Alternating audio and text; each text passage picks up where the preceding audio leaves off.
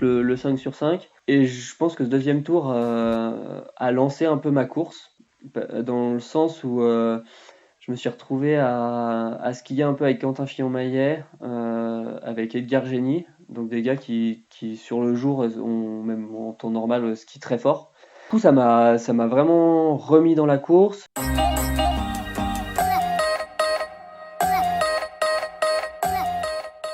Bonjour, je suis Alexandre et bienvenue dans le podcast Les Joies du Sport. Le podcast qui vous permet de suivre une aventure avant même qu'elle ne commence. Aujourd'hui, je reçois Paul Fontaine pour parler de biathlon et débriefer de sa manche de championnat de France qui a eu lieu à la FECLA. Ce sera l'occasion d'aborder le déroulement d'une compétition, mais surtout de savoir ce que Paul a mis en place pour performer sur cette épreuve et voir au-delà du résultat. Certains le savent déjà, mais Paul est venu sur le podcast pour nous parler de son parcours sportif, mais aussi de sa préparation pour cette compétition. Donc vous l'avez compris, si vous voulez en savoir plus sur Paul, je peux que vous recommander d'aller écouter ce premier épisode. Mais à présent, place au débriefing. Salut Paul, comment tu vas? Salut, salut. Eh ben écoute, tout va bien. Juste un petit mot avant de commencer, j'ai eu pas mal de retours du podcast et tout le monde était plutôt content. Eh ben, en tout cas, très heureux que tu m'annonces ça pendant qu'on enregistre, ça fait plaisir. Et ben, j'espère qu'ils apprécieront aussi cette deuxième partie qui va bien compléter la partie préparation. Ce jour, on va parler vraiment de la compétition. Et si tu le veux bien, est-ce que tu pourrais peut-être même rapidement juste te présenter en quelques mots pour ceux qui n'auraient pas écouté la partie 1? Et bah, je suis biathlète professionnel. Très vite fait, hein, j'ai fait 3 ans d'équipe de France avec un titre de champion du monde junior, un titre de champion d'Europe et quelques médailles internationales. Cette saison, j'ai fait les Universiades, donc c'est les championnats du monde universitaires où je vais chercher une médaille de bronze sur la poursuite. Et cette année, je suis de retour au sein du Team Haute-Savoie Nordique. Pour ceux qui en veulent plus, de toute façon, faut aller regarder le premier épisode. Mais moi, ça pose un petit peu les bases. Écoute, si tu veux bien, on va reprendre un petit peu quelques jours. Alors, si je me rappelle bien, la compétition, la première épreuve, c'est quoi? C'est le vendredi, c'est ça? Le samedi, le samedi. Le On samedi. arrive sur le site de compétition généralement le vendredi matin. On fait la route dans la matinée pour faire notre séance de décrassage, comme on appelle. Donc c'est pour se réveiller un peu la veille de la compétition. Donc là, c'était à la FECLA, donc c'est à 1 heure et quart de la maison. Donc ça m'a pas fait me lever trop tôt. Mais donc ouais, veille de course. Et avant de faire un sprint et une poursuite samedi et dimanche, on courait tard. On courait sur vers environ 15 heures. Donc Ok. ça fait un peu tard. Donc décrassage le vendredi. Donc habituellement, j'ai pour coutume de faire un tour au seuil, donc je crois que c'est SV2, pour se mettre un peu en route. Avec ça, on cale du tir pour pareil se réveiller et se mettre dans l'ambiance. Et derrière, après, on fait 3 à 4 30-30 pour vraiment finir de démarrer la machine. Donc les sensations étaient plutôt bonnes. Les conditions de piste, il faisait chaud. Je crois que si je me rappelle bien, j'ai fait mon décrassage en t-shirt, donc il faisait quand même assez Ouais. chaud pour du ski. Donc plutôt des bonnes sensations. Plutôt très bien aussi derrière la carabine. Donc je, si je me rappelle, je dois tirer à 18 sur 20 sur le décrassage. Donc voilà, RAS. Et puis après, on a eu les logements en début d'après-midi, après le repas, et puis petite sieste. On est sorti un coup sur les coups de 17 heures parce qu'il y a les coachs qui faisaient. C'était la première fois que je crois qu'ils organisaient ça. C'était une petite course de coach. Donc tous les coachs ont ramené leur carabine sur le site. Et ils ont fait une petite compétition comme ça entre coachs. Donc on s'est un peu tous retrouvés là-bas, les athlètes, pour regarder ça. Donc on y allait en courant, on est revenu en courant, histoire de récupérer un peu de la séance du matin. Et puis il était vite 18h, 18h30 et le temps de préparer le repas, de faire le briefing pour le lendemain. Parce que ça aussi, ça rentre dans la routine, voilà, le coach qui parle un peu, enfin on discute plus maintenant que un discours seul. Voilà, on discute un peu tous de nos ressentis sur la piste, du pas de tir, de comment gérer un peu. Voilà, on commence les plus grands à avoir de l'expérience, donc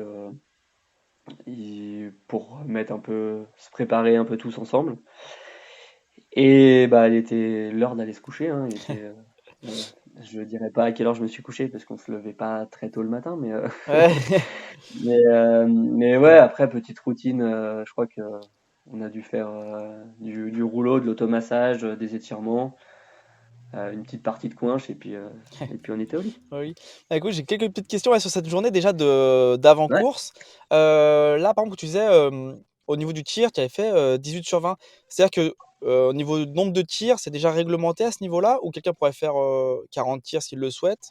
Ou ça, c'est quelque chose de Il y normé? a aucune réglementation. Tu peux tirer 500, 1000 balles. Après, je sais que il y a, ça se joue beaucoup aussi à la fraîcheur. Donc voilà, quand il y a des séances comme ça où lors de l'intensité de veille de course, je sens que tout est en place et que j'ai pas besoin de faire plus. Je cherche pas à en faire trop. Ça m'apportera pas plus. Voire ça pourrait aussi me pénaliser parce que voilà, on sait jamais. Un peu manque d'attention. Tu te retrouves à tirer un chargeur où tu loupes un peu trop de balles par rapport à ce que tu as pu faire avant. Souvent, je trouve pas la nécessité d'en faire trop. Donc là, je suis resté sur 20 balles d'intensité. Après, il y en a qui aiment bien en faire plus, qui se rassurer ou voilà, c'est vraiment propre à chacun. OK, ça marche, ouais, parce que j'avais pas vu que tu avais mis, vu que 20, c'était à peu près la même, nombre de tirs que tu fais en épreuve. Pour ça, je savais pas si c'est une histoire de réglementation ou pas. Des fois, ça nous arrive aussi de faire que très peu de chargeurs, des 10 balles, donc c'est deux chargeurs, pour vraiment augmenter le focus, pour qu'on soit vraiment comme sur un sprint Mmh. qui aura le lendemain, le samedi, d'être vraiment focus sur 10 balles et voilà, vraiment se mettre dans la bulle. Moi, j'ai plus l'habitude d'en faire 20. Comme ça permet aussi de tirer un peu avec l'intensité, voilà, de faire plusieurs petits tours, de pouvoir. Bon, voilà, on magasine aussi un petit peu de confiance puis voilà. Et 2e point, au niveau du briefing du coach. Quand tu dis coach, d'abord, c'est un Oui. coach par rapport à un club, du coup, dans le club dans lequel tu es? Alors là, week-end particulier, en fait, il n'y a plus de sélection pour partir au championnat du monde junior, en IBU Cup etc. Donc, les coachs des équipes de France sont pas présents parce que soit ils sont sur d'autres circuits ou quoi. Donc, les athlètes qui sont en équipe de France, ils redescendent avec nous. Donc, en fait, il y a là, sur le week-end, on devait être une trentaine, je crois, au logement, entre les U17 à senior, fédé, comité, team, tous ensemble. Donc en fait, c'est des coachs coachs de région, D'accord. coachs de région. Et au niveau du briefing, alors qu'est-ce qui se dit? C'est plus par rapport au niveau de ce qu'il faut mettre en place pour le lendemain? C'est quelque chose plutôt, enfin mental pour essayer de se mettre dans la compétition? Bah déjà, on nous donne tous les horaires parce qu'en fait, c'est quand même ultra calé. En fait, c'est pas on débarque le jour de la compétition et on a notre heure de départ et c'est parti quoi. En fait, on a tout ce qui est réglage de carabine, pesage carabine, donc c'est de la détente pour, euh, pour la sécurité. Il y a aussi une charte de fartage, donc on n'a pas le droit de mettre n'importe quoi sous les skis. Et en fait, couplé à cette charte, on doit déposer la paire de courses dans un râtelier pour pouvoir qu'ils nous mettent une même base et tout ça pour qu'on soit vraiment tous égaux. Donc il y a tout ça qui doit se faire en amont. Donc encore avant, il y a les tests de ski. Là, on n'était pas très loin, donc ça va, mais des fois, il y a le départ du bus. Ok. Donc en fait, c'est tout plein d'horaires. Souvent, je sais qu'on doit partir à peu près environ 2 heures avant ouais, 2 heures à 2 heures et demie avant le départ de la course en direction du stade pour avoir le temps de vraiment tout faire. Et donc voilà, c'est vraiment pour avoir le maximum d'informations. Donc ça, c'est la partie vraiment horaire. Et après, il y a la partie aussi, bah, comme je disais, un peu préparation de la course. Donc pour se mettre un peu dans le bain, tout ce qui est arrivée, départ, la zone athlète, euh, l'anneau de pénalité. Enfin, en fait, c'est vraiment toutes les infos liées à la compétition qu'on aurait pu louper en faisant notre connaissance, ce qui est pas forcément bien, Ouais. mais ça arrive. Après, on peut pas avoir toutes les informations, donc ça permet aussi de rappeler ça, de poser nos questions, parce que souvent, voilà, il y a des informations qu'on peut zapper. Et après, bah, il y a aussi, oui, c'est cette partie un peu préparation, bah, voilà, le discours un peu comme on peut retrouver dans le foot d'avant-match. Les causeries de coach, bah, peut-être pas jusque-là, mais voilà, il y a des causeries d'entraîneurs pour on va dire, nous mettre en confiance sur les skis, nous dire que bah, voilà, au pas de tir, c'est pas un pas de tir compliqué et qu'on a les capacités de faire des grosses courses.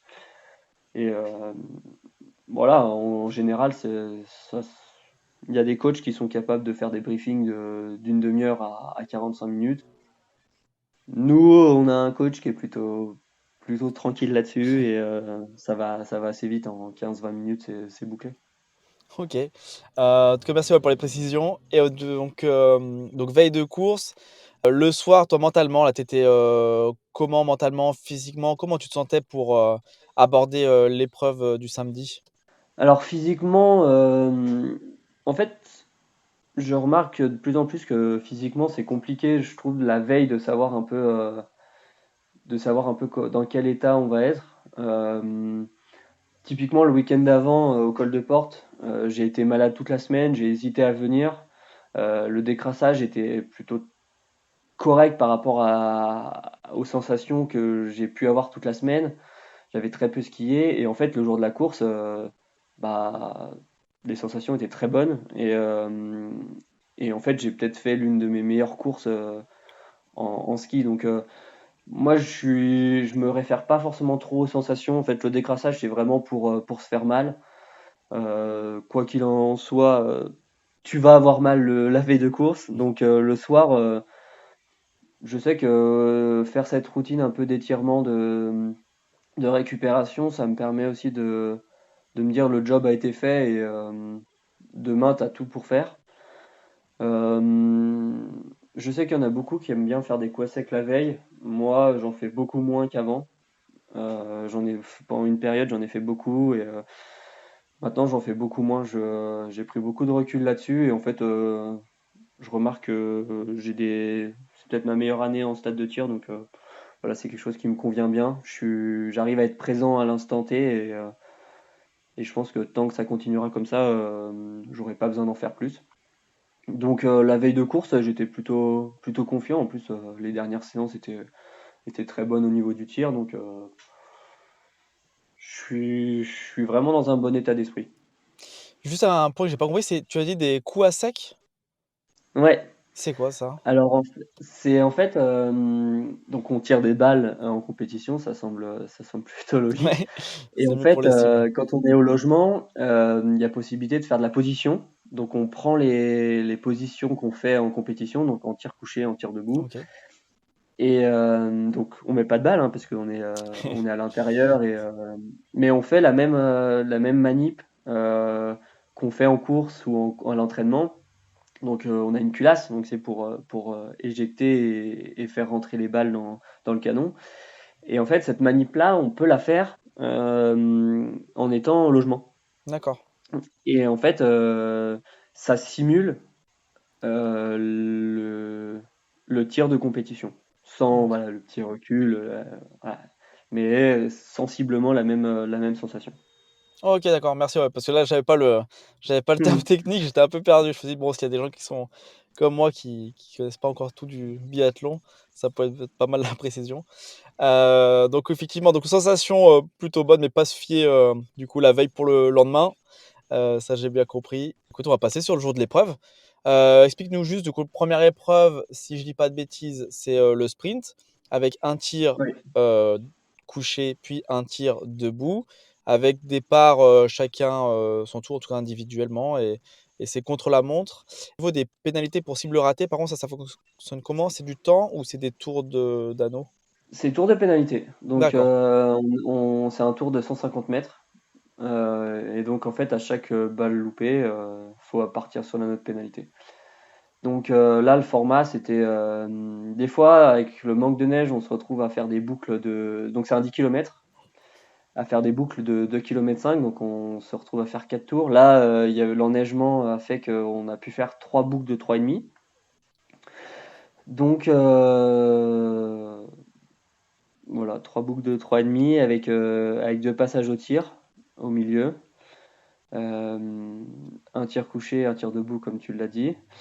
Donc on a débarqué, voilà, je fais un peu un rétro-pédalage, mais il y a eu les tests de ski. Donc une petite particularité de cette piste, c'est qu'il y a des parties qui sont très exposées au soleil et une partie boisée. Et en fait, faut réussir à trouver le juste milieu entre une paire de skis qui va aller dans une neige très très humide et une neige où au final dans les bois ça restait quand même assez frais et ça transformait moins. Donc ça c'est la partie test de ski. Une fois que tu as tes tests de ski, enfin une fois que tes skis sont choisis, après c'est l'heure d'aller au réglage. Donc là c'est sur la partie tir. Donc on règle avec les conditions de vent qu'on va retrouver sur nos réglages. Et après en fait pendant la course l'objectif c'est de retrouver ce même vent si par malheur le vent a tourné, donc est plus fort d'un côté ou de l'autre. On a des petites molettes qui permettent de régler ça. Et en fait, là, l'objectif en course, c'est après d'être lucide pour re-régler la carabine afin d'être le plus performant possible. Donc, une fois que les réglages sont faits, c'est départ à l'échauffement. Donc là, c'est la partie un peu personnelle du skieur, c'est chacun un peu à sa routine. Moi, je sais que j'ai eu du mal un peu à trouver cette routine d'échauffement qui me correspondait bien. Donc là, je commence à bien trouver mes repères. Donc je fais 15-20 minutes d'échauffement. Donc là, c'est vraiment aérobie très basse pour, pour me mettre en chauffe. Une fois que j'ai fait ça, et toutes les 3 minutes, je vais faire une vitesse de 10 à 12 secondes avec 3 minutes de récup. Et ça va m'amener jusqu'à mon départ. Et là, encore une fois, sur ce sprint, il y avait l'équipe de France A qui était là pour préparer un peu les championnats du monde qui se déroulent actuellement à Lenzerheide.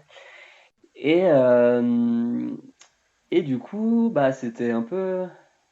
Il y avait de la densité, quoi, de la densité, du niveau. Et, euh, et du coup, une règle aussi que la fédération a mis en place, c'est pour pouvoir faire un peu concurrence entre les U19 et les U22 seniors. C'est que tout U22 ou senior qui est au-delà de la 30e place, il pourra pas participer à la poursuite. Donc ça, rajouté à l'équipe de France A, ça restait pas beaucoup de place. Et en fait, j'étais resté un peu sur mon début de saison où c'était très compliqué physiquement sur les skis. Je comprenais pas, j'arrivais pas à faire mon vrai ski, même en tirant bien. Et du coup, je me suis un peu, excuse-moi de l'expression, mais mis la caque au cul. Et en fait, et en plus, il y avait ma famille qui était là, qui arrivait du Maine-et-Loire. Et du coup, ça a fait un peu un milkshake, un shake qui était un peu un peu compliqué à gérer et je l'ai vraiment subi dans le premier tour. L'impression d'avoir des jambes en bois. Pas très compliqué à skier. Je me suis dit, bah là, ça va être très long. J'arrive au pas de tir, pas forcément plus de vent qu'au réglage. C'était plutôt calme ce week-end, donc je suis arrivé, je me suis installé et je fais un très beau 5 sur 5. Donc directement, ça m'a lancé dans la course. Parce que je prends quand même 35 secondes je crois que ça doit être Quentin Fillon-Maillet qui doit avoir le meilleur temps dans le premier tour, donc ça fait quand même énorme. Euh, donc, euh, donc là, je me suis dit ça va être long. Et derrière, non, plutôt très bien, donc le 5 sur 5. Et, euh, et je pense que ce deuxième tour a lancé un peu ma course, dans le sens où je me suis retrouvé à skier un peu avec Quentin Fillon-Maillet, avec Edgar Génie, donc des gars qui sur le jour, ont, même en temps normal, skient très fort. Et, euh, et du coup, ça m'a vraiment remis dans la course. Voilà, les jambes de bois ont disparu. J'arrive au tir debout où bah, je mets les deux premières, je loupe la troisième. Et là, je mets la quatrième. Et là, je me dis, allez, cette dernière, faut la mettre pour pas faire le 8 sur 10 comme tu avais fait au col de porte. Et malheureusement, bah, de pas rester dans mes standards et à me retrouver un peu sur la retenue, et bah, je la sors. Donc, je pars deux fois sur l'anneau de pénalité. Et donc, je ressors de mes deux tours. Et là, je vois un équipier du Team Ottawa Nordique, Alexis Colomban, qui partait 20 secondes derrière moi. Et je me suis dit, bah là, faut aller le chercher, quoi. Donc, je me suis mis à la planche et en fait, je me suis rendu compte que les sensations étaient très très bonnes. Je reprenais les gains un à un et je finis très très fort. Donc, je passe la ligne et tout et en fait, ça fait une course très solide, entre guillemets. Je fais 12e de la course avec un 8 sur 10, donc avec 6 A devant. Donc, ce qui veut dire que je me place quand même très bien par rapport à la concurrence. Un temps de ski bah, qui a été rendu un peu délicat avec ce premier tour, mais je fais un très gros dernier tour. Je dois avoir le huitième temps, je crois, avec les 6 A devant, donc c'était plutôt très très correct. Parce que donc 6A, c'est 6 du groupe France, enfin un groupe A d'équipe de France. Ouais, c'est ça, c'est ceux qui participent à la Coupe du Monde toute la saison.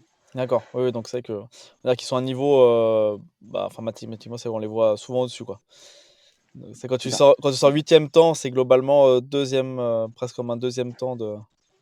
C'est ça, deuxième temps hors extraterrestre. Oh, oui, Non, mais habituellement, ils sont sur les compétitions. Enfin, est-ce que tu as déjà eu l'occasion du coup de skier avec, par exemple, Quentin Fillon-Maillet sur des manches On France? a certaines courses, donc les courses qu'on appelle Summer Tour, donc ce qui se font en ski à roulette, on court contre eux.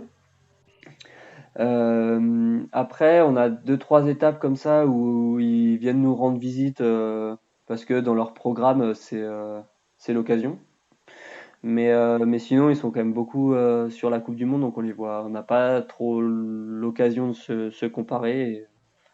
Donc là, ça fait des bons tests. On se rend compte un peu du niveau et tu vois, typiquement, j'en suis encore très loin.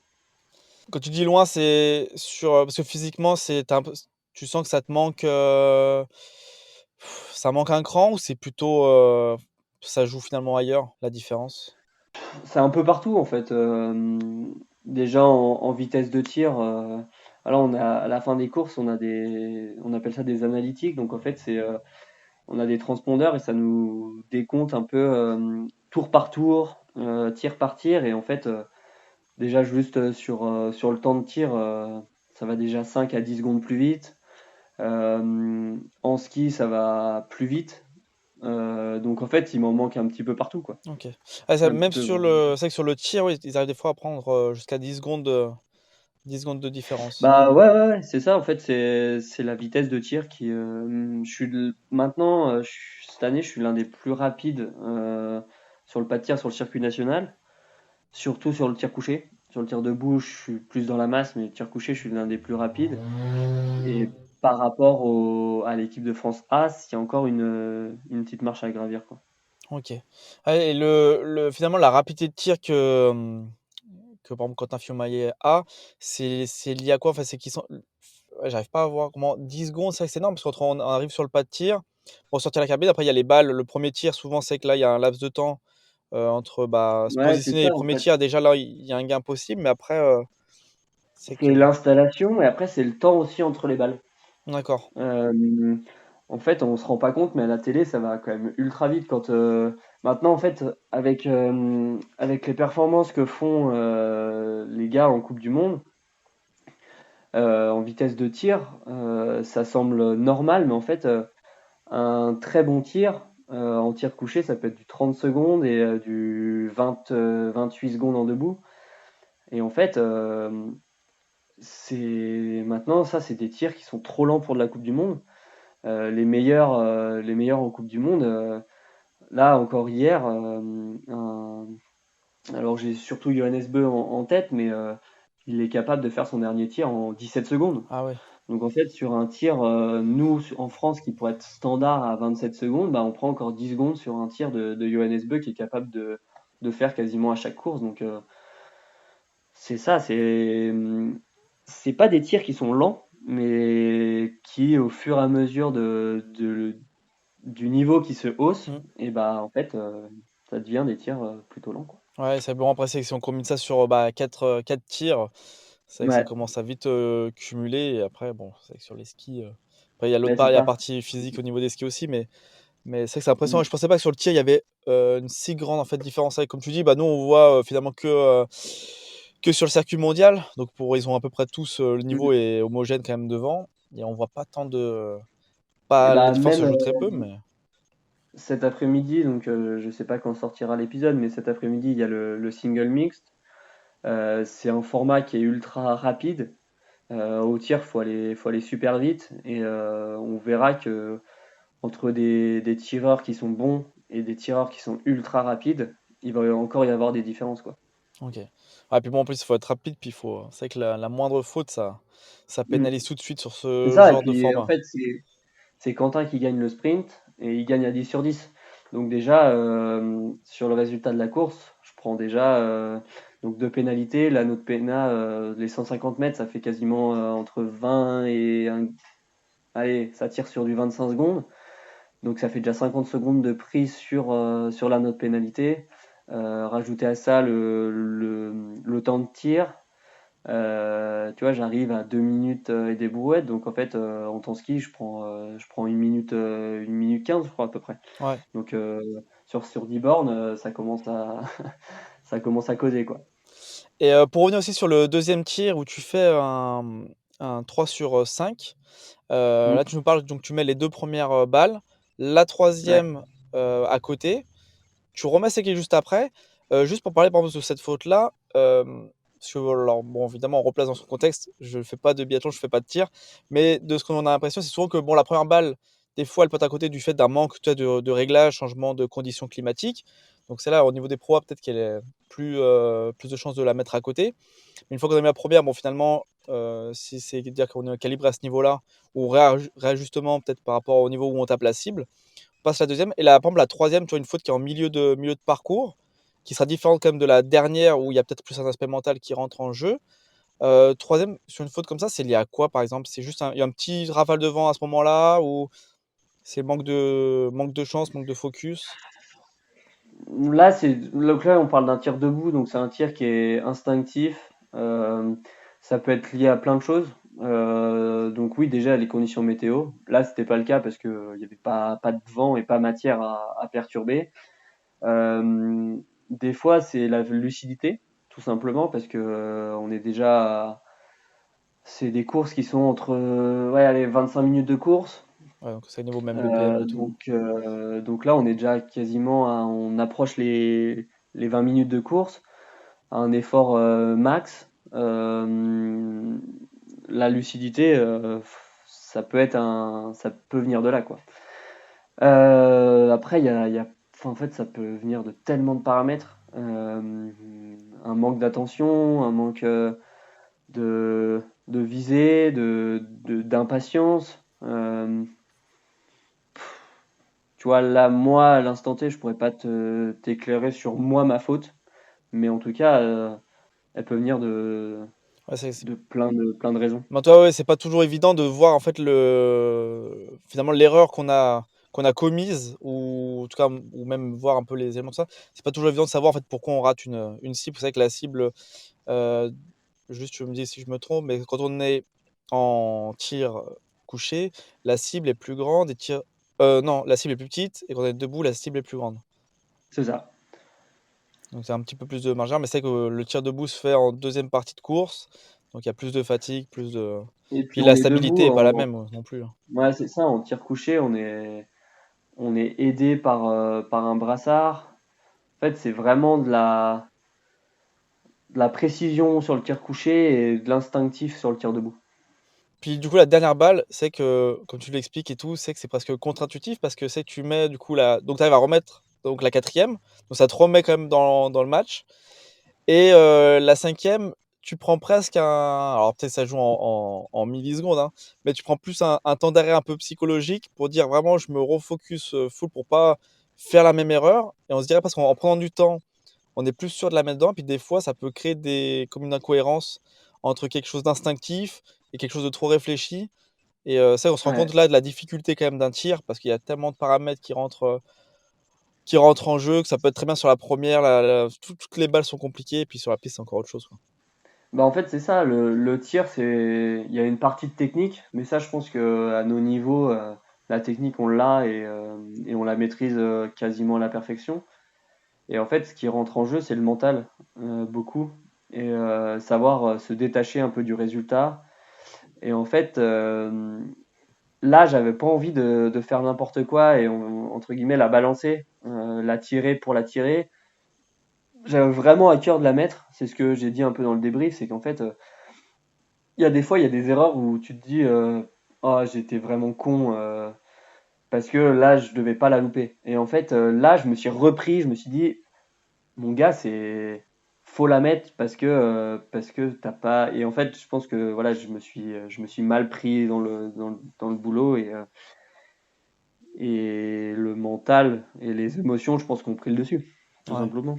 Ouais, ouais, non, mais c'est que, vrai, moi, je crache pas sur ton tir, hein, parce que c'est clair que, comme tu te dis, vous Mm. maîtrisez la technique, moi, même carabine, bon, peut-être déjà toucher le panneau, il y a les cibles, ce serait déjà bien.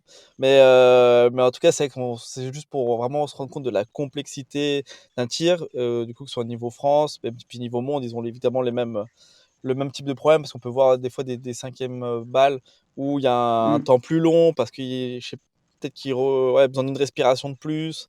Des fois, une pensée qui arrive à un certain moment, c'est vrai que c'est vraiment très spécifique. Et ça, Voilà, c'est.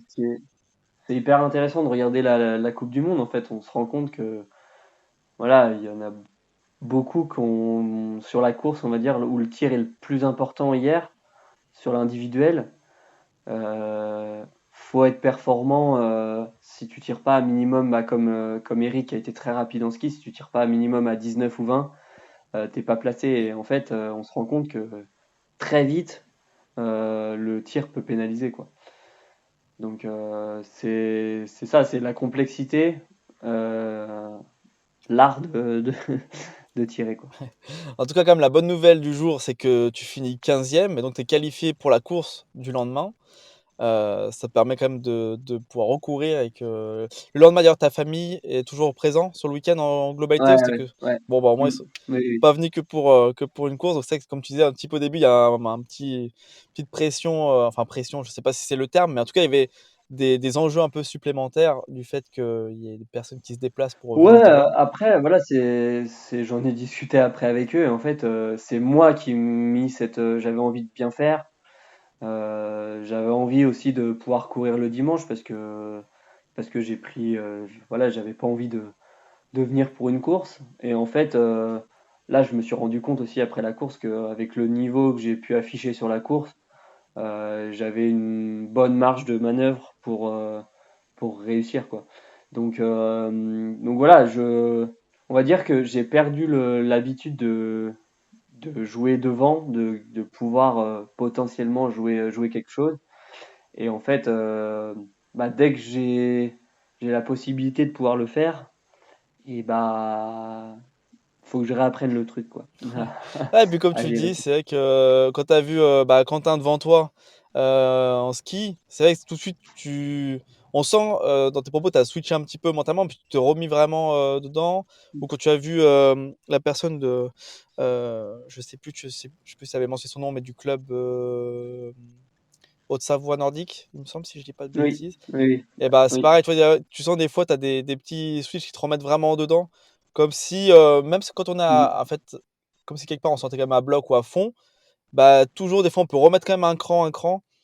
Bon, bon, évidemment, il y a toujours une limite, c'est évident. Mais des Après, fois, on arrive à se redébloquer des petits trucs pour ça a été repartir. prouvé que, on en fait, on se met des barrières pour se protéger, en fait. Mm. Le mental nous protège, de la douleur. En fait, dès qu'on sent une douleur, ça nous bloque. Et c'est là où je pense les athlètes de très haut niveau sont meilleurs que des athlètes de haut niveau. C'est qu'en fait, ils sont capables d'aller plus loin encore dans la douleur. Et, euh, et en fait, c'est là typiquement le premier tour. C'est pas que j'ai eu peur de me faire mal, par contre c'est que j'avais des jambes qui étaient bloquées et tout. Il y avait une part de stress. Mais derrière, quand un Fillon-Maillet me double, je suis capable d'accrocher les skis pendant allez, la moitié d'un tour. Et en fait, je me dis pourquoi je suis capable de le faire là, mais je suis pas capable de le faire sur un 10 bornes, quoi, ou en étant tout seul. Enfin, je pense que c'est là aussi où se joue beaucoup de différence entre moi et les autres. C'est vrai que là, c'est vrai qu'il y a une différence entre bien marcher dans l'adversité directe. C'est vraiment, enfin, c'est un sprint sin coat, c'est 1v1, et puis bon, bah, voir celui qui arrive le premier en haut. Et puis c'est vrai que la partie plus comme un contrôle à montre, finalement, bah, où là, c'est vrai, potentiellement, on peut être à des passages tout seul, et ça, il faut arriver à se faire la même violence, mais vraiment tout seul. C'est vrai que c'est des trucs qui sont. En fait, même si l'effort est le même, c'est vrai que la perception est complètement différente, quoi. Exactement. Et donc, en tout cas, donc, qualifié pour le lendemain. Ensuite, ça se passe comment? Après l'épreuve, tu as une sorte de phase de récupération? Bah ouais, c'est ça en fait. Là, le sprint était pas tout à fait terminé, donc on a une piste d'échauffement et de récupération pour pouvoir. Parce qu'en fait, la piste de compétition est fermée pour la compétition, Mmh. donc elle est réservée à la compétition. Donc là, j'ai été faire ma récupération sur la piste à côté sur le domaine en fait public. Donc après, on range les affaires et puis on retourne au logement. Là, particularité, c'est qu'il était plutôt tard, donc on n'a pas fait la sieste. Mais après, il faut qu'on refasse les skis courses qu'on couru sur la journée. Et puis après, bah, tu vois, comme un peu la veille, on arrive vite au repas du soir. Et en plus, c'est nous qui étions de corvée de repas. Donc, tu vois, on était à 18 h dans la cuisine pour faire le repas pour 30. Donc, et puis après, toujours un peu la même routine, rouleau, massage, étirement. Et puis, euh, et puis après, on va au lit, quoi. Et le lendemain, du coup, compétition, donc le dimanche. C'est toujours sur le même horaire de départ, vers les 15 h. Ouais, c'est ça. 14 h, mais un peu plus tôt, 14 h 30. Et la routine un petit peu d'avant-course, ça reste à peu près la même que celle du samedi, dans la globalité? Exactement. Ok. Exactement la même. Après, les horaires changent un peu. Euh, la période de réglage est quand même beaucoup plus condensée, beaucoup plus proche du départ. Donc, je me suis fait avoir plusieurs fois. Je pense qu'on y passe tous, hein, à partir à l'échauffement après les réglages. Et en fait, on se retrouve à faire des échauffements qui sont trop courts. Donc, je pars skier 10-15 minutes avant mes réglages. Je fais mes réglages que j'incorpore du coup là dans ma Ok. préparation d'échauffement. Et après, bah, le départ est donné quand même plutôt rapidement. En fait, je crois que pour te dire, les réglages attaquent 45 minutes avant le départ. Donc, même si tu règles en premier, tu prends entre 10 et 15 minutes. Donc, tu vois, c'est une demi-heure avant le départ. Tu finis une demi-heure avant le départ, donc ça laisse quand même très peu de temps pour s'échauffer.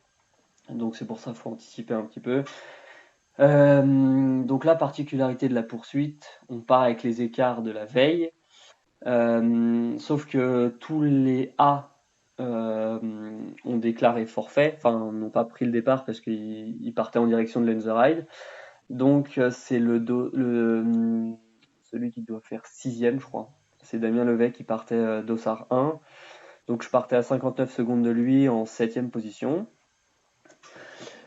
Et donc voilà, toute la routine d'échauffement est faite. Et là, il est le moment du départ. Donc premier tour encore pas comme la veille, mais un peu encore délicat. J'ai du mal un peu cette saison à starter. J'ai du mal à me mettre dans les courses. Donc un premier tour, voilà, habituel où c'est un peu compliqué. Une faute sur le premier coucher. Le plein sur le deuxième coucher, donc ça me le replace plutôt très bien.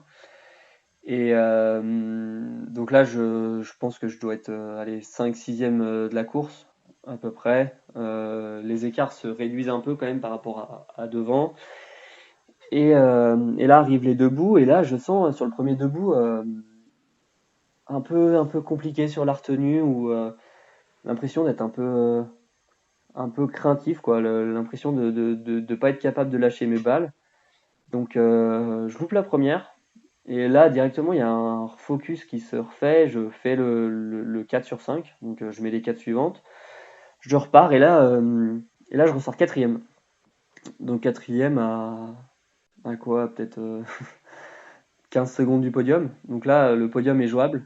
Et l'hécatombe sur ce dernier debout. Euh, un peu comme le premier debout où je perds un peu mes moyens. Euh, L'impression d'être sur la retenue complète et de pas être capable de lâcher mes balles. Et là, par contre, beaucoup moins de réussite. Je fais trois fautes. Donc, un tir, je pense que j'ai mis 30 secondes de plus qu'à l'habituel. Et 30 secondes de plus et 3 balles de moins. Ça fait que je recule directement à la 14. Je dois sortir 14e. Et je me fais doubler dans le dernier tour par Axel Garnier. Donc, je fais 15e. Beaucoup de frustration parce que je me rends compte en fait que les deux derniers week-ends, ça a été un peu la même chose où je suis capable de jouer quelque chose sur les deux bouts et que c'est compliqué à gérer. Donc, donc voilà, mais je pense que voilà, je prends aussi conscience que maintenant sur le circuit national, je suis capable de rejouer devant et que faut pas que j'ai peur d'assumer ça et il faut que j'y aille aussi à fond. Et par rapport au dernier tir, parce que là, tu sais, comme tu dis, tu t'es raté sur le dernier tir, c'était plutôt lié à quoi? Tu as ressenti quand même quelque chose de particulier à l'approche du pas de tir ou au moment de tirer? Parce que c'est vrai qu'au début, tu as dit un petit peu peut-être une petite crispation et tout, le fait d'arriver sur le premier tir debout. Et le deuxième, qu'est-ce qui a fait que là, parce que là, c'est que là, tu jouais vraiment, on va dire, le podium, en tout cas, des belles places d'honneur. Et qu'est-ce qui l'a. Enfin, est-ce que tu as trouvé possiblement une problématique à ça? Moi, j'ai clairement pensé au résultat avant de penser à la manière. Et ça, c'est une pensée parasite qui traverse l'esprit de, je pense, chaque biathlète plutôt régulièrement. Donc, en fait, j'avais envie de réaliser le tir parfait, ou du moins limiter la casse pour pouvoir ressortir en très bonne position. Et en fait, j'en ai oublié d'être naturel et de faire ce que j'ai été capable de faire à l'entraînement, en course, etc. Donc, ouais, c'est ça, je pense que j'ai pris le tir par le mauvais bout et ça m'a amené à la Ouais, faute, bon, là, ça. tout simplement. Là, c'est pour le coup, oui, bah, bon, c'est regrettable. Mais c'est vrai que là, en tout cas, côté positif, c'est vrai que là, tu as pu vraiment rejouer devant. Bah, tu as retouché, comme tu as dit, du doigt vraiment le podium, comme ce que tu avais connu même aux universitaires. Mm. Euh, et bah, c'est vrai que je peux comprendre que ça reste très frustrant, ouais, de se rater là. Mais c'est vrai que là, c'est vrai que bon, on se rend vraiment compte que la difficulté que c'est. en fait, de pouvoir reproduire juste le geste que bah, tu sais faire à l'entraînement sans trop de problématiques et de pouvoir garder tout ce naturel. Et on sent bien que le moindre petite pensée qui peut arriver, ça peut emmener une légère, mais ça joue, je pense à des détails, quoi, une légère crispation d'un endroit ou trop rapide, trop lent. Et finalement, tout ça fait que ça se passe mal. Et après, c'est bon, ça c'est un peu comme dans tous les sports, c'est des fois peut-être une balle à côté. Ça va entraîner, enfin, c'est quoi? Ça va changer en tout cas le tir des suivantes, ça c'est sûr, que ce soit en bien ou en moins bien, mais ça va toujours avoir un impact. Et on sent ouais, la difficulté que c'est à vraiment maintenir un niveau, de performance, en tout cas au niveau du tir constant. Et Mm. c'est qu'on sent que ouais, il y a beaucoup c'est que on sent que sur le ski, bon, il y a un peu de comme je disais, le choix même par rapport un peu, fartage avec, conditions de neige. Et après il y a le physique, mais le physique, j'ai l'impression que c'est plutôt, comme si, bah, c'est un petit peu partout. On va perdre un peu du temps un petit peu dans toutes les sections peut-être où ça monte ou technique ou autre, mais c'est plus visible et c'est plus, localisable le problème, finalement sur les skis que c'est vrai que sur la carabine. Puis même de toute façon, même pour quelqu'un qui prend, toute sa saison et qui fait que des tirs, parfaits, peut-être qu'un jour il va se rater et puis peut-être que le reste de sa saison va être différente. C'est tout ça, Mm. c'est puis c'est la première partie, vous avez dit, c'est que tu as une période, junior où vraiment tu partais, tu étais vraiment, conditionné pour, la victoire. Il y avait même pas de pensée, il y avait rien qui pouvait venir tellement que c'était pas compliqué. Tu étais au départ et tu savais que c'était, le résultat qui t'attendait, tu le savais déjà d'avance presque. Et c'est que c'est Bah un ouais, c'est ça. Ouais. et c'est que bah, je dis par contre, c'est que là, je te sens même mentalement, revenir un peu, progressivement quand même à cet état. En tout cas, tu as vraiment l'envie, bah, l'envie d'y parvenir, ça j'en doute pas. Mais même on le sent et que tu commences à mentalement à te reprogrammer, tu vois? Pouvoir resuivre, bah, même, tu vois? Quand tu filmé tous ces petits détails-là, tous ces petits Mm. comme des petits déclics qui viennent. Et je pense que là, du coup, pour information, il reste combien de courses cette année? Alors, sur le circuit national en biathlon, il reste 2 week-ends avec celui qui arrive. Et après, il y a des petites courses par-ci par-là.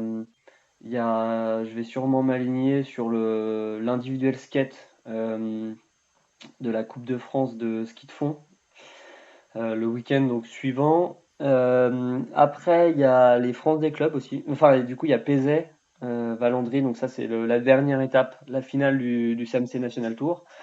Le week-end suivant, il y a les France des clubs. Donc là, il faut que j'essaye de me sélectionner. Donc en fait, c'est des relais par club. Et c'est donc si je dis pas de bêtises, je crois que c'est un U15, U17, U20 et un senior. OK. Donc 4 layers. Et en fait, le meilleur club remporte le titre de champion de France des clubs. Donc, que j'ai remporté il y a 3 ans, 2 ans, il y a 2 ans. Et avec mon club du ski club du Grand Mornan. Donc j'aimerais bien pouvoir participer. Et puis après, c'est les championnats de France au saisie. Donc là, c'est la grande fête du ski de fond et du biathlon sur 4 jours. Et, euh, et voilà, donc ça va très vite arriver à la fin. Donc profitez un max. Donc, bah, écoute, en tout cas, je te souhaite vraiment de pouvoir retrouver, ouais, les déclics que tu as, que ça va vraiment, se concrétiser et que niveau, bah, vraiment résultat pur, ça va donner que du mieux. Profiter un petit peu sur en tout cas sur ce week-end de course. C'est quoi le point le plus positif que tu souhaites retenir de ce week-end-là? Je dirais qu'il y en a deux. C'est mon niveau de tir couché qui est toujours de très bonne qualité. Euh, je loupe une balle sur 15 sur le week-end et, euh, et deux balles, si je me réfère un peu au col de porte la semaine d'avant, deux balles sur 30. Donc ce qui est plutôt enfin, Ouais, très correct. ouais, c'est un bon ratio, quoi. Ouais, c'est ça, je suis en confiance là-dedans et je sens que voilà, je suis à même de réaliser. En fait, je me présente sur le pas de tir en sachant que si je fais ce qu'il y a à faire, ça fera le 5 sur 5, donc ça m'enlève déjà un peu une pression. Et après, c'est aussi, je sens que physiquement, il y a des choses qui se débloquent, surtout dans la tête. J'arrive à, bah voilà, typiquement ce dernier tour du sprint où je sens que, enfin, en fait, je suis capable de finir très fort. Donc, ça me donne des très bons points de repère pour la suite et je sens que voilà, il me manque pas grand-chose pour pouvoir recommencer à partir fort. Et en fait, je pense que je suis un profil où je craque pas en fait au fur et à mesure. Il y en a qui sont capables de partir très fort, mais derrière ils finissent en traviole. Je sais pas si le terme te parle, On le prend, mais j'accepte. mais tu vois, on finisse vraiment dans la difficulté. Et moi, on va dire que j'arrive à. En fait, je suis pas un grand starter quoi qu'il arrive, donc même si j'arrive à partir fort par rapport à mes capacités, eh ben, je serais pas capable de partir plus fort que avoir le meilleur temps du premier tour. Par contre, avoir le meilleur temps du dernier tour, bah ça c'est quelque chose qui est largement possible et largement dans mes cordes. Donc je pense que je suis pas loin de la vérité. Et, euh, et tu vois, même encore hier, sur l'intensité du mercredi avant la course, et bah, c'était très, très, très, très encourageant pour la suite. Et je pense que, voilà, je vais pas m'avancer, mais je pense qu'il y a possibilité de faire de belles choses ce week-end. Bah, écoute, en tout cas, je te souhaite, c'est tout ce que je te souhaite. En tout cas, je vous invite aussi à Merci. suivre bah, Paul sur les réseaux pour voir un petit peu l'évolution, les résultats. C'est quoi déjà ton compte sur Instagram? Paul Fontaine 749. Parfait. Bon, en tout cas, vous mettez Paul Fontaine, vous voyez un gars en ski de fond normalement. C'est bon, c'est lui. Voilà, top. Donc là, on a parlé de la saison hivernale. L'été, tu vas te mettre sur des compétitions comme des compétitions de ski roue ou c'est pas quelque chose qui est prévu au programme? Et bah, je, je t'avoue que là, je peux pas. En fait, c'est pas prévu que je reparte pour un an Ok. de ski, de biathlon. Donc, je pense que si je mets un terme à ma carrière là en fin d'hiver, je remonterai pas sur des skis à roulettes tout de suite. Ça, tu peux en être sûr. Après, j'ai d'autres projets. J'ai à cœur de. Voilà, je sais que je me débrouille plutôt pas mal en triathlon. Euh, j'ai envie de goûter aussi au triathlon. Euh, je sais que là, vraiment fin de saison, je me programme un 10 km sur route, Ok. à pied. Donc, j'ai envie de faire sauter les chronos. Donc, voilà, je vais me préparer un peu aussi sur cette fin de saison, là, courir un peu plus et me préparer un peu là-dedans. Donc, des projets dans le biathlon en tant que sportif, il n'y en aura pas forcément cet été. Ça, c'est quasi une certitude. Après, des projets sportifs, je pourrais pas arrêter ça tout de Ouais, suite. Je sais que ça, j'en j'ai la doute pas. compétition dans le sang et je pourrais pas faire autrement. Donc il y aura des projets, mais pour l'instant, j'ai pas encore trop où je serai non plus ce printemps et cet été. Bon, donc j'ai bien compris, on va peut-être te retrouver bientôt sur l'Alpsman ou l'Ambraman, peut-être dans les prochaines Ah, pour années, l'instant, quoi. ouais, c'est des distances qui sont encore un peu grandes, mais pour l'instant, avec les capacités, je pense, physiques qu'on développe avec le biathlon, euh, je peux, euh, je peux viser encore un peu des distances un peu plus sur du S ou du M, Ouais. donc des distances beaucoup plus courtes, et qui restent beaucoup plus longues que le biathlon, donc c'est là aussi où c'est intéressant parce que le biathlon, c'est quand même un effort tellement court et intense que bah, sur des courses de triathlon sur 25 minutes, t'en trouves quand même très rarement. Mm.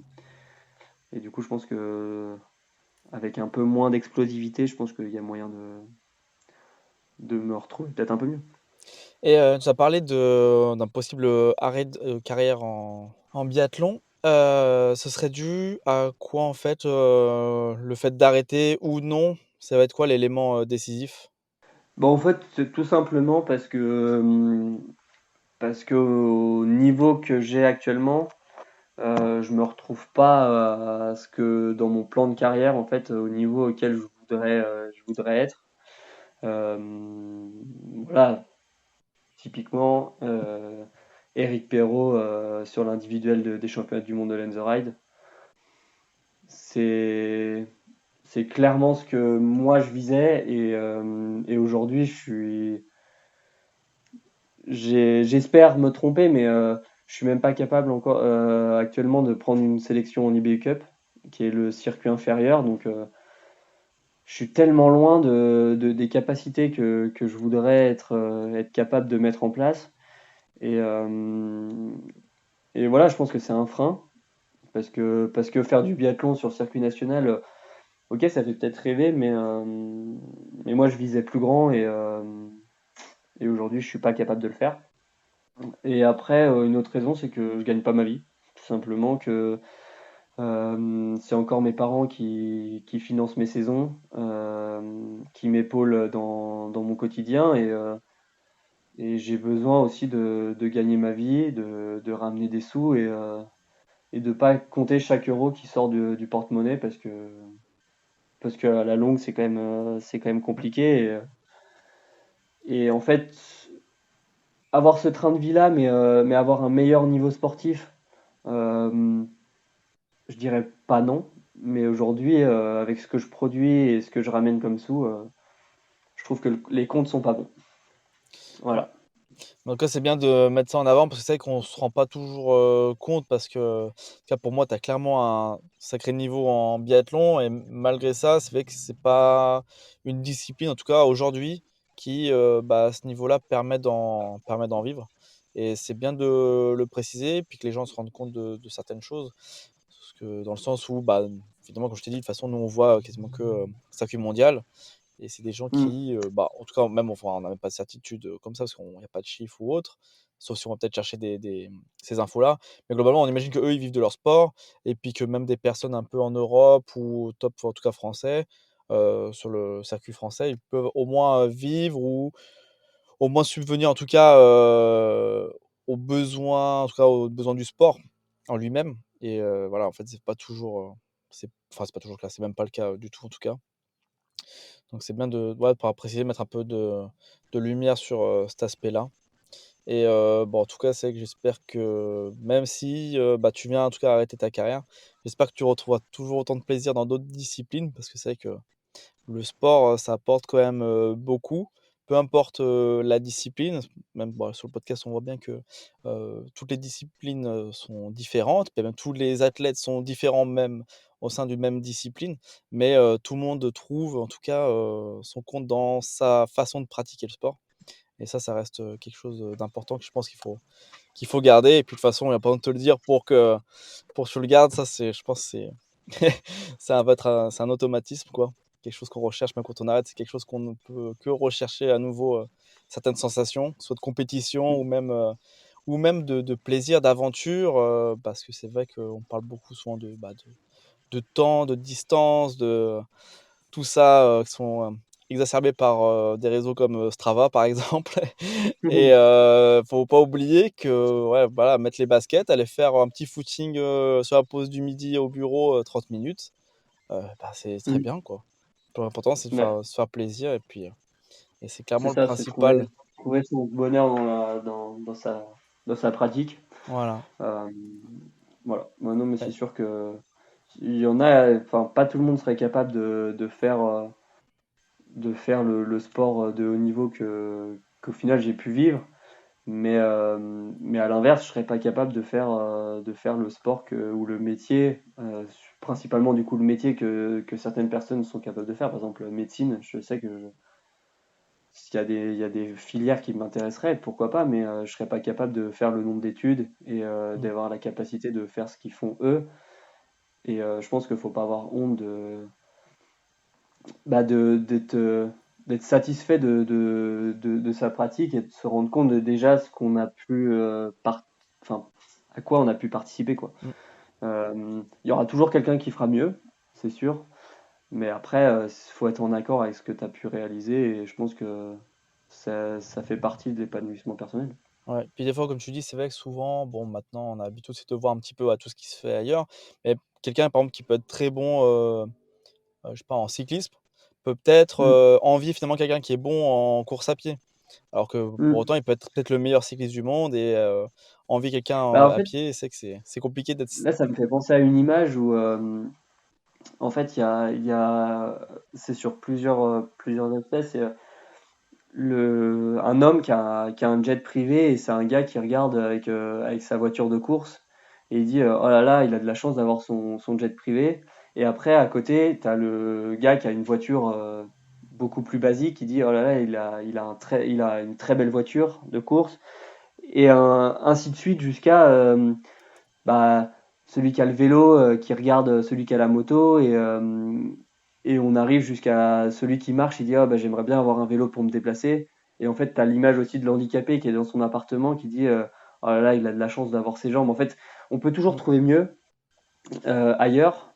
Et je pense que c'est aussi une part de ce qui peut nous gâcher un peu la vie, quoi. Et, euh, et je pense que, ouais, voilà, j'ai pas eu la carrière que je voulais. Ça, c'est clair et net. Je suis déçu de moi parce que je m'attendais à mieux. Mais maintenant, je pense que ce que j'ai réussi à gagner et ce que j'ai réussi à vivre dans ma vie, il y en a que très peu qui ont réussi à le vivre. Et je pense que je peux en être satisfait, mmh. quoi. C'est ça que je retiens. C'est clair. Parce que là, bon, c'est vrai que, en tout cas, moi, je te souhaite, si tel est ton choix, de continuer après, même, cette carrière de biathlète. Mais ce qui est sûr, c'est que là, bon, c'est vrai que là, on parle aujourd'hui, ça chaud, tu es comme en plein dedans. Tu vois, tu as encore des courses qui arrivent, mais peut-être que dans même, tu vois, 15 ans, si on voit plus loin, 20 ans, quand tu te retournes en arrière, tu te diras: «C'est vrai quand même, c'est quand même fou quoi ce que j'ai pu faire, de venir à ce niveau-là, Mmh.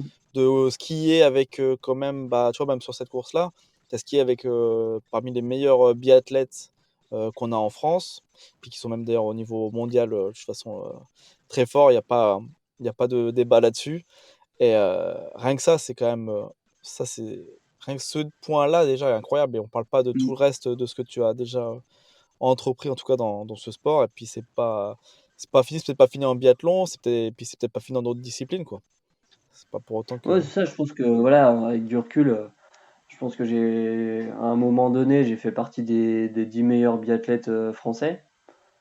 Et bah, faut que je garde ça en mémoire et que je me dise que bah, ce que j'ai déjà réalisé, c'est déjà grand et que même si voilà, ça s'arrête demain, bah, je l'aurais fait, quoi, c'est tout, point barre.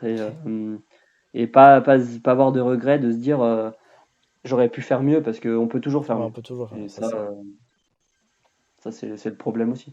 c'est que oui et puis ça, à force de faire des épisodes, c'est vrai que, bah, vous avez quand même un point commun, la plupart des invités, c'est que vous avez quand même un esprit de compétition, qui est présent et c'est vrai que faire toujours mieux, ça, c'est vraiment quelque chose qui est difficile, à pas résister, en tout cas, à l'envie de faire toujours mieux quand on a cet Ouais. esprit-là et beh, c'est en tout cas, ouais, je pense qu'avec le temps, quand, heu tu es passé peut-être à autre chose bien plus tard dans ta vie, tu te rends compte que dans tous les cas, c'est vrai que c'est déjà incroyable, quoi. Après, je m'en rends déjà compte, hein. Mais voilà, c'est ce que je te dis, il y a quand même un goût amer Ouais, tu as de une se dire, balance bah, encore entre, ouais, c'est ça. Mmh. profiter de ce que tu as réalisé et puis, vouloir faire, mieux que ce que tu as fait. Tu as toujours, ouais, cette balance, en tout cas, Mmh. qui est présente et en tout cas, merci, je voudrais quand même te remercier vraiment d'être venu, d'avoir accepté quand même d'être venu sur le podcast. Parce que tu es le premier, je rappelle, pour rappel, c'est le premier biathlète qui est venu, mais tu es même, le premier sportif en sport d'hiver qui est venu sur le podcast et c'était vraiment une occasion pour moi, enfin même une chance de pouvoir t'avoir, de discuter de choses qu'on ne voit pas ou qu'on ne sait pas. Tu vois, typiquement, en prenant vraiment mon cas de personne qui écoute ce podcast et qui ne pratique pas le biathlon, Mmh. et qui même peut-être, regarde pas le biathlon à la télé. On apprend beaucoup de choses. J'espère que ça donnera en tout cas envie à des gens, pas forcément de pratiquer le biathlon, comme tu l'as bien précisé, mais déjà dans tous les cas souvent, c'est un point on n'avait pas précisé, mais c'est vrai que le biathlon, quand on veut faire du biathlon, dans tous les cas, on passe par le ski de fond avant tout et Ouais. j'espère que ça mettra quand même, bah, des gens en tout cas au moins envie d'essayer le ski de fond en tout cas moi y compris, parce que moi ça me fait envie, il faudrait juste que je prenne le temps d'aller faire un petit essai et d'aller découvrir un peu voilà, ce côté un peu nature, mais sur des skis. Ouais, c'est ça, on voit beaucoup quand on parle de sport d'hiver, c'est c'est de ski alpin. Et en fait, il y a plein d'autres façons de profiter de l'hiver et de la neige que aller. Voilà, cette semaine, j'ai eu l'occasion d'aller avec mes cousins faire une sortie de ski alpin. Bah, j'en ferai pas tous les jours et voilà, je pense que ça correspond à des gens, il n'y a aucun souci, mais je pense que tant qu'on n'a pas essayé, on peut pas dire que c'est nul ou que ça ne correspond pas.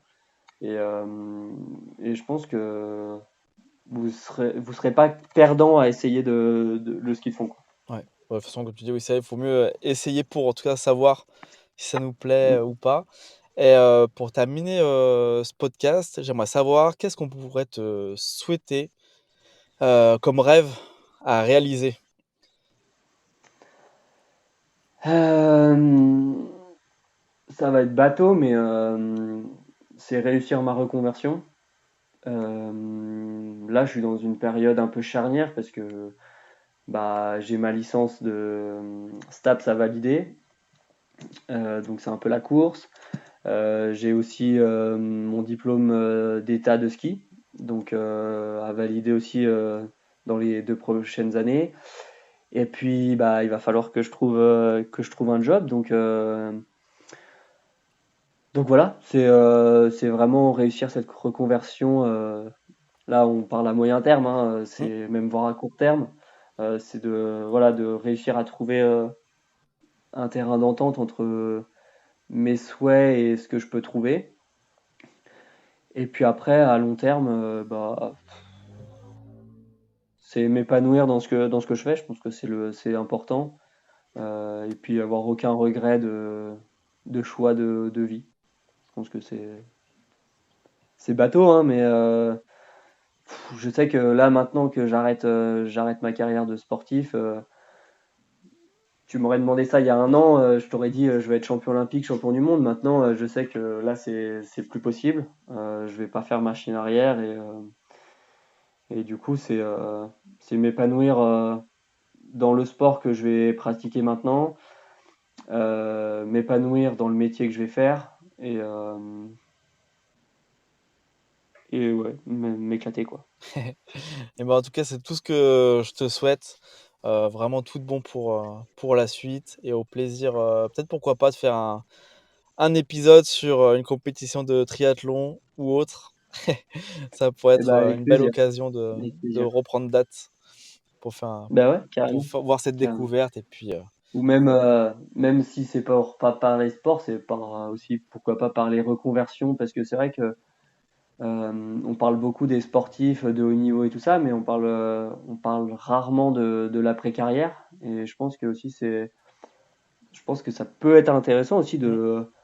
à étudier, mais de voir aussi ce que deviennent aussi les gens que tu as pu interviewer après dans le futur, savoir où ils en sont et comment ils ont évolué aussi dans leur vie. Carrément. Bah écoute, en tout cas, c'est une bonne idée. Je pense que je pourrais mettre en applique. Bon, enfin, attends encore peut-être quelques années pour certains, mais en tout cas, je le garde sous le coude pour sortir des épisodes dans ce style-là. Bon, en tout cas, merci encore à toi, Paul, d'être venu. Et puis, bon, je Ouais, doute bah pas merci à toi qu'on aussi. on Merci arrivera à à se toi aussi. recroiser peut-être au bord du lac sur une compétition ou Ouais, et puis même si tu viens dans les Aravis, je sais pas si d'ici la fin d'hiver ou même dans les hivers prochains, n'hésite pas à me mettre un message et puis on verra si je suis dispo pour aller skier un coup. eh ben, écoute, avec plaisir. En Faire tout cas, découvrir le ski de fond, ça pourrait bah être, ça ouais, pourrait être cool. ça peut être sympa. Bah, en tout cas, merci à toi. Et puis, bah à bientôt alors. Ciao. Ouais, salut, à la prochaine. Ciao. J'espère que cet épisode t'a plu. Si c'est le cas, n'hésite pas à le partager avec tes proches et à donner ton avis en laissant une note sur ta plateforme d'écoute. Cela contribuera à augmenter la visibilité du podcast et à avoir des invités toujours plus incroyables. Et pour ne rien manquer des prochains épisodes, je t'invite à t'abonner au podcast. Et nous, on se retrouve très bientôt pour une nouvelle aventure.